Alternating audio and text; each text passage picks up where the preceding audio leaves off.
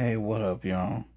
I saw this live that Lucky Murray had, and talking about the Dear Future Wifey podcast. Let's get into it, shall we? Ah, the bar. A friend with weed is a friend indeed, but a friend with gold is the best, I'm told. They know they can't fuck with you. I knew they couldn't fuck with you when I first seen you, which is one of the reasons why I took you under my wing. I'm like, oh, she got it. Hey Lucky Charms, welcome back to another live stream. Be sure to hit the like button, subscribe to the channel, and hit the notification bell to become a Lucky Charm and be notified.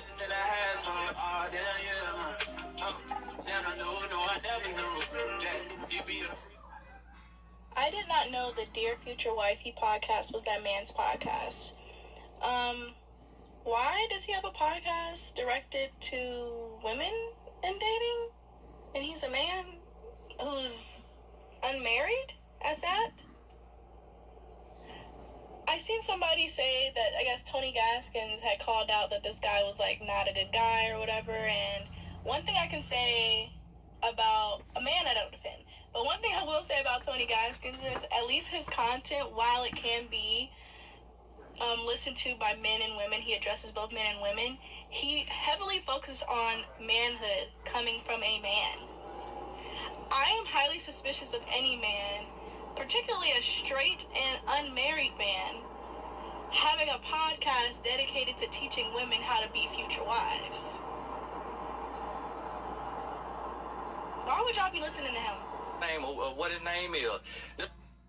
What's up, you guys? We are back with another live stream. Right now, we have on trial Dear Future White podcast. What people are saying is problematic because it's training women who want marriage to be dumb and think that because if your husband does these things or things like this, that it must be ordained from God. Like, so you have women or just different people across the internet expressing their gripes. And so Tony Gaskin is a popular one that people like to reference because he is a Christian man, you know, he's married, faithfully married, all those things. So he had some things to say about their Wifey podcast as well. And y'all let me know what y'all think about the podcast. I don't really watch it too much, but let me know what y'all think as we review these. The Lord ain't with you. So you got to think about this. You got to think about this. And you got to ask yourself, so, okay.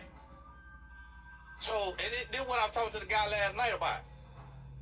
He say that he started a podcast looking for a wife in 2020. It's been 4 years. It's been 5 years.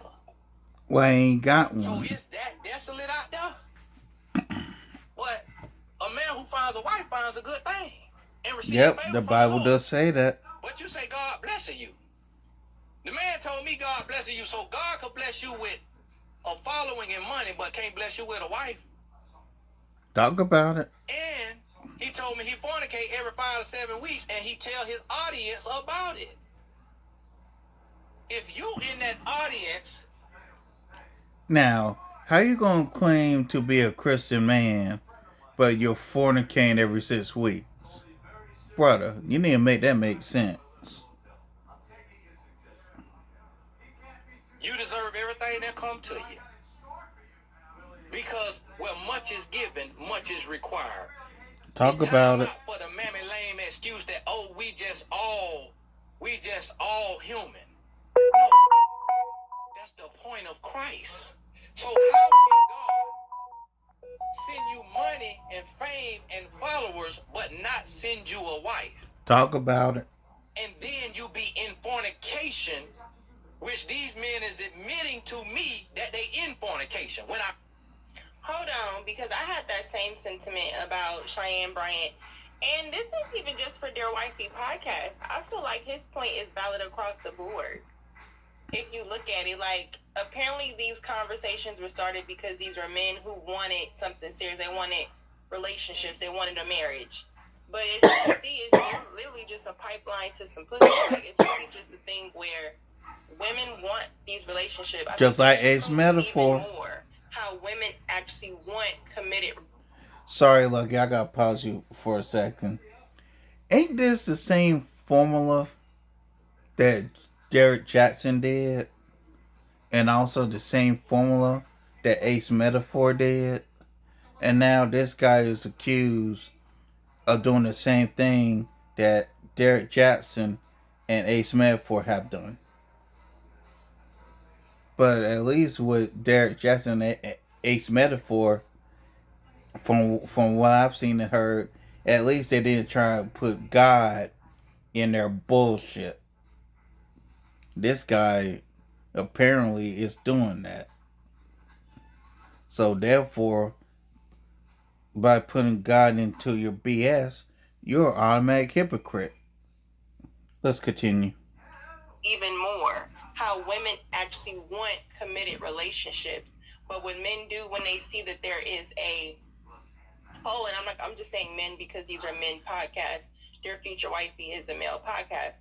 What happens is we see with the podcast world, these men seeing that there was a market to gain or to meet women who actually want a relationship, and they weren't necessarily superficial women who are willing to make compromises, do certain things for a committed relationship. And what I see that they've done was just create more of a problem to say, yeah, we know exactly what you want enough to repeat it back to you and pander to you. So that means that we know what to do. We know how to please women, but we just choose not to because of our own selfish, fleshful natures. That's just what I feel. So his point applies to more than just, what's his name, Lateris or some shit. And y'all think Lateris is cute from Dear Future Wifey? I don't know. I called them out. And what they realized is that when I talk to these men, and I done talked to several of them, and they hear this same fire, one-on-one, that's when they know it's real. That's when they know it's real. That's when they know this ain't about clout. This about righteousness. And see, the thing about it, it even go a little, it's not deeper, but it's different in the sense of I also care about us. People who look like us. Because the white people gonna be okay. And I love them. The Asians they gonna will. be okay, and I love them. The Hispanics gonna be okay, and I love them. But the black people were slaves in America. So I'm also passionate about men who are able-bodied and able-minded and got enough wisdom, got enough know-it-all, Talk about it. To build a platform. I also want them men to be husbands and to be faithful husbands and to be devoted fathers in the home with their wife and children. That's what I want because that's what we need. But yet people have the nerve to think that people like me and those of others who out here bringing accountability in the body got a reason to be jealous. So, when I first met my wife, I didn't think we was gonna make it. I didn't see her as my wife at first, I really didn't value her like that. I thought she was kind of whack. She wasn't even my preference to begin with. That's exactly how they sound. Use her as a little one-off situation or at the most a side chick, but she stayed persistent. Lataria, she stayed persistent. Let me tell you, she stayed persistent. She would not leave me alone, no matter what I did to her ass, Latrell. That's how you knew. That's how you knew. That's she a good girl. It's true. I knew that was gonna be my husband someday. All I had to do was keep on asking God. Keep on asking God to work in my favor, and God answered my prayers, and He brought me my husband. And that be the premise of the show. Bringing these wives on the show to embarrass them and show us how desperate she is for male validation, that she will sit there in between two men while Lataria sit there kiki and cackle at this man being a complete terrorist to his fucking wife, and then them coming together acting like he is a good man, Savannah. Then having the nerve to put it under the church, God, and scripture. So what is we really selling here on this podcast? What is we really selling here on this fucking podcast? Police, repossess the microphone. Repossess the microphone. She said repossess the microphones. But look, this is pretty much the premise. And if you notice, I just want to say, and if this is how Christianity is going to be taught going forward, it makes you question, how did they teach it to us? They taught us to be slaves to misogynistic viewpoints, and I hate that I ain't even the one saying it, sounding like a feminist, what they would say. With really the definition of femininity, I'm a feminist. I'm not really against, but the whole premise of this whole thing where the woman is the one, because if women are the ones that usher in the new I don't want to say culture. So women are the ones that kind of teach the women as far as we mimic them. They kind of nurture the next community is what I'm trying to say. So if in their nurturing process, they're trying to justify and say Christianity by justifying being fucking stupid and having low self-esteem, being damaged, being trauma bonding, all the negative things that we learn as women, especially to not do when we come off desperate or when we come off like we want the thing. Because it's not bad that you want a relationship. It's not bad that you want to love or be loved. But when you have it kind of packaged in the name of Jesus Christ on your stupidity because you waited it out with a man, and then he finally got to the point where he was like, look, fuck it, she ain't going nowhere. You know what I'm saying? Like, I'm not going to be able to get the one that I want, so I might as well marry you. If that's what you're trying to say God brought to you, I think you got to do something else. Like, that sounds like that sounds like a mentality where you really believe you as a person was designed. You're not fulfilled unless you serve a man. That's what it seemed like. It needs to be a campaign. To those protecting us, there's no room for doubt. When protection matters, this one's for you. The Patrol Bulletproof Vest, perfect for a variety of pistol threats, up to 44 Magnum. And you can quickly add plates for level 4 rifle protection. It is engineered with durable... Needs to be a campaign.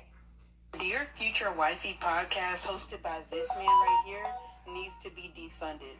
His podcast is almost, to me, is almost just as bad, if not worse, than the Red Pill podcast. I say this because the only married couples that he have on his show are married couples where the woman has been drugged through the mud and back. I'm talking has gone through all types of abuse, has gone through infidelity, has gone through sometimes even physical abuse, and others like married couples that should have been divorced a long time ago. And the woman in the situation will always be blaming the reason why she stayed on God and scripture and her bettering herself as a woman. And don't get me wrong, I love hearing scriptures and talking about God just as much as the next Christian woman, but at the end of the day, you have to be able to call a spade a spade. You chose to deal with abuse. You chose to deal with a man actively stepping outside his marriage, and you just wanted to stay anyway. Like, that's ridiculous. And I just feel like that podcast promotes toxic marriage. It promotes men being married but don't have to abide by their marital vows. Like, you don't have to actually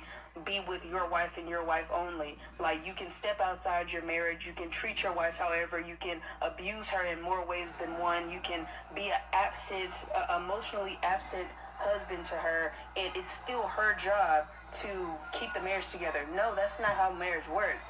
Biblically, that's not how marriage works at all. So you continuously putting these dysfunctional marriages on your podcast over and over and over kind of seems like it's intentional, and you're trying to spread a false message to women who want to be married that you are going to have to be willing to put up with abuse. You're going to have to be willing to put up with infidelity and all these other crazy things if you want to be married, and that's not true. Let a man dare say that he stopped looking and searching for women that were his preference and chose his wife who was out of his preference. Y'all not gonna like me for what I have to say, but I'm gonna say it anyway, okay? Ryan Rootley sat there on the Dear Wifey podcast, and he explained that he was tired of constantly looking for women that was in his preference. And it may be so true that these women just wasn't a good fit for him. They denied him or whatever. And he chose his wife.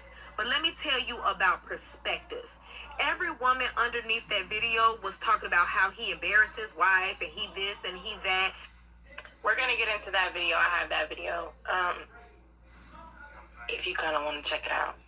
But he definitely, just in the last clip, do y'all think that the podcast is kind of basically telling women if they're going to be wives, they have to understand that they're going to have to endure the infidelity aspect, the aspect of their husband that is not upholding their vows. They have to actually be with men that are upholding their vows. But it's always your job as a woman to uphold your vows, because your existence is here to help him. Like, do y'all agree with that premise? Just curious. But what y'all don't understand is a lot of us operate out of preference. And that's the problem. And the only way you develop a preference is when you living outside of the will of God and you're doing things on your own will and on your own terms. Okay? For example, having grown folks activities before you are married. That is one way to develop those preferences versus having what God has for you. I did not view that as him being disrespectful. He was being honest. You was out there searching for your preference. Your preference got your feelings hurt, and obviously you were with those women, and you ended up with your wife, who you probably should have been with in the first place. Women do it all the time. Y'all end up with men based off of their money, not because they're your preference, but because of their money and what they can do for you. I'm not saying all women, but I'm saying a lot of women do this. And nobody's saying anything. Facts. With you, I was tired. I was in a season where God said just... So this is Ryan. This is the clip that recently got people talking alongside the other one. I have the other clip too with the tattoo. But this is the one, and I want y'all to hear this to kind of gaze on your own understanding as to what do you feel like was wrong with this conversation or this interaction. You ready for your wife? So I went to this concert. I was invited, and long story short, as I sat there, he gave all of his background singers an opportunity to get a piece of the song. So two of them stuck out to me. One guy's name was Chris, and then the other was Kanita. And so afterwards, I'm thinking in my mind initially, if they ever come back to Detroit, I might need them in the studio, might work on some records. So I introduced myself to the both of them, and after that, I left. And so when I introduced myself to Kanita, I didn't want to be the typical dude off the street, let me get your number in church, what I'm saying? So I just made it simple. I said, you know what, if you're on Facebook, I'll connect with you there. If you, on social media, I'll leave it there. If it's more, cool. If it's not, cool. So hold on, but so you was open to more. I was open to more, but it wasn't my initial original intent. Yeah, see, I was in that time, even though God showed me her, I was still walking according to my preference. I liked light-skinned, long hair, petite models, all that crazy nonsense. I like what I want. Yeah. And so the Lord had to show me that that's where I was at. I'm probably going to sleep in here once they're finished. I was at. I never can take a person serious that put an ED on the end of a skin tone. That shit is crazy. Light-skinned. So if she was light-skinned, what skin color is she now? Like, I hate that type. Just choose better grammar. But I feel like what women really felt about this is they felt like it was very unnecessary to get on a podcast or anywhere on the platform and express how your wife that you're with was not your preference and was not your first choice. But most of us are not the person that would make preference or first choice sometimes.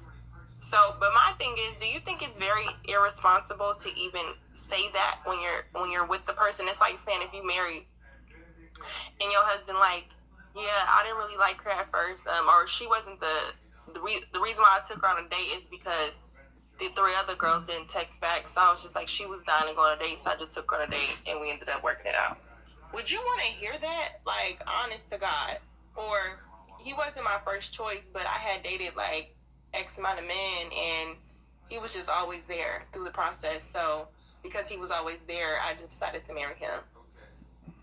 It's like, I get that there could be truth and stuff, but I feel like there's just certain stuff you don't say. Like, how does that help anybody to be like, yeah, I like the light-skinned, long model-looking chicks. The slim look, the Sim Johns, you know what I'm saying? I like those chicks, but it wasn't working out. AKA, they wasn't really fucking with me. My preference I wasn't they type and they had other options. My preference had a preference. So therefore, I'm stuck with her. And she don't fit none of the aesthetics of what you just said you was into. It makes it seem as though, are you attracted to her? You know what I'm saying? Like, or are you just attracted to what she does, or you're attracted to the fact that how she feels about you? Because sometimes we could not like the person, but we like how they like us. We like how they love us, so we learn to love them based on how they treat us. But them, the person, we would take what they're giving us into another body of our preference very quickly. So you don't really like that person. So that's the only thing. But as far as maturity, you definitely mature and realize sometimes your preference sometimes comes from porn. It comes from unnatural desires. You know what I'm saying? So I don't think it's a bad thing to say that, you know, you marry someone who wasn't your first preference. I think as you get older and you go through life, you change preferences, especially if you were married before. Like, I'm sure you don't want the same type of bitch you was married to before or the same type of husband. You want something totally different. You know what I'm saying? But check this out. I pray and say, God, you know the type of husband I need. You know what it is you've called me to do. I'm not going to compromise my call for the sake of companionship. So whoever he is, he will understand. I will want him to understand. I will want him to be able to be okay with the strength you've given to me, but even still understand that even though I'm strong in my call, I'm like a little girl naturally. And he would have to love both. Let me just, can we really just dissect what does it mean for the people listening here? I see, and I'm not being funny. I've heard this my whole life. She said, when you don't recognize the call, right? So I guess the call, how do you know God called you to do something? I'm just being honest. If for this conversation to help us people who didn't really do Christianity well or certain things, how did she, when she says the call, what can I get on my life where I can hear the call of God? Real fucking question. I'm not even being funny. Well, how do these people, how do God get to choose them to call on to do a purpose that is for this man who don't like them? But the people that actually have a genuine heart, I don't feel like I get a call. Is a call pretty much something that you would do, whether, you know, that you feel passionate to do? Like, how do you know? Like, she said the call, and then she's gonna proceed to say dumb shit that she did trying to keep a man while not knowing her value as a woman of God. So what was the call? Can God call you to do something that makes you devalue yourself, or can God call you to do something that makes other people see you as something negative? You know what I'm saying? I just wanted to know. Like, I keep hearing this shit. Like, the last lady that we was reviewing on this podcast who was saying that she ironed the clothes and stuff. The call. I'm really curious because it just makes you like, damn, like, this can't be Christianity. Like, at some point, these are just people who are hiding behind that name because they don't want to be judged for their dumbass choices. Like, this can't be. The superwoman and then this little girl. Hold on, let me rewind this a little bit. Naturally. And he would have to love both. The superwoman and then this little girl that just wants to feel safe. Yeah. I want people to hang on to that. Compromising the call for companionship. For companionship. Compromising the call for companionship. Because oftentimes Whoa. We do that. I gotta pause you don't this. Have to be a Ah, crap. I did not mean to do that. Crap. Let me go back. You don't have to be a pastor. And I'm going to say something. God did not call his people to either be passive or to be idiots. What this woman is saying right here makes no lick of damn sense whatsoever. Let's go back to Lucky Murray and finish this out. Come on. There are preachers preacher, evangelist, or prophetess, or whatever, there's a certain call over your life for whatever that is. It may be. Yes, there is a call over your life. Foster care. Yes, there is a call over your life. But the thing is, God does not call for you to be mistreated in any way, shape, or form. See, unfortunately, there are some brothers who will say that use the Bible as an excuse to mistreat a woman.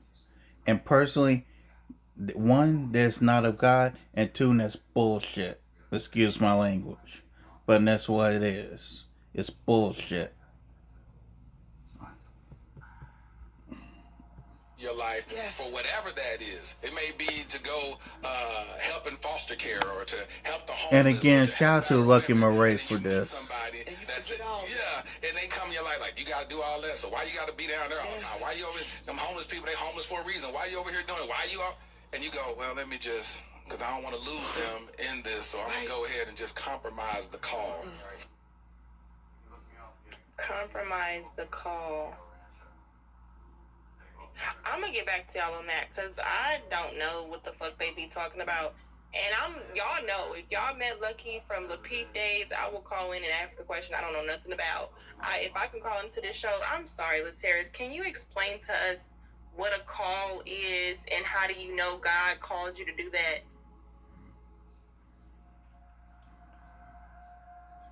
I don't know. That shit just don't sound right. And how come the ones that God is calling is always stupid? I don't know. Y'all let me know what y'all think in the comments. Should they cancel this podcast? Listen, Brianna, when they get a call line, trust me, we maybe hardly initiate. You think I'm gonna call in, but they don't really be speaking about a call, do they? I will call in and be like, sir, so how can us on my channel, like the girls want to know, how can we get the favor on our life, and how come if God's favorite, he said the booty call. Why do y'all like this? The booty call is crazy, girl. Because I want to know, like, how come the people that get called on are always called to help some nigga who said, I don't want to talk to her? Like, I thought God kind of favors us. When they say God got favor on your life, like, to be a favorite, it's usually stuff you like. Like, girl, he just keep blessing me. But then you got the people that be like, I almost got hit by a car. They got like crazy stories, and they be like, yeah, but God. And then we be like, girl, it's not like God trying to kill you. You got hella life experiences, girl. Like, you sure you walking with God, girl? Because it seemed like shit just keep happening. I'm going to go ahead and walk on the other street. You know what I'm saying? I'm going to go walk on the street where I'm kind of lost because it seemed like it ain't really too much traffic over there. The street with the God-favored people be really packed out. The niggas ain't shit on that street. You know what I'm saying? They low-key BDL. It be a lot of shit going on with the women that be saying God called them to do shit. I just hope God don't never call me to do no dumb shit where I'm sitting on the couch talking about, yeah, you know, my husband, I had to grieve about his ex-wife and realize that he needed her face tattooed on him. And that he needed her pictures around. Like, I had to do that. And that was God's favor over my life. Like, God, don't never call me to do no shit like that, okay? But y'all let me know what y'all think. Should they cancel this podcast? See y'all later. Show really